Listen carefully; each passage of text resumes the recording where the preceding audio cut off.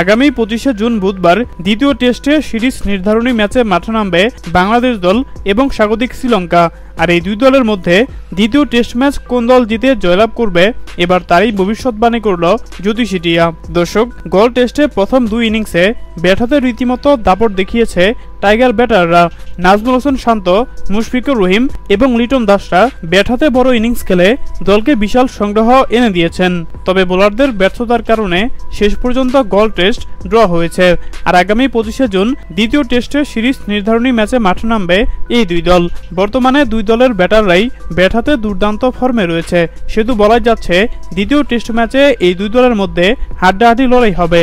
কেউ কাউকে ছাড় দিয়ে কথা বলবে না, দুই দলই চাইবে শেষ ম্যাচ জয়লাভ করতে। আর এবার মাঠে নামার আগেই এই দুই দলের মধ্যে দ্বিতীয় টেস্ট ম্যাচ কোন দল জয়লাভ করবে এবার তারই ভবিষ্যৎবাণী করল জ্যোতিষী টিয়া। জ্যোতিষী টিয়ার সামনে বাংলাদেশ এবং শ্রীলঙ্কার পতাকা রাখা হয়, আর জ্যোতিষী টিয়া বাংলাদেশের পতাকা তুলে এবং এটাও জানিয়ে দেয় বাংলাদেশের জয়ের সম্ভাবনা 70%, অপরদিকে শ্রীলঙ্কার জয়ের সম্ভাবনা 30%।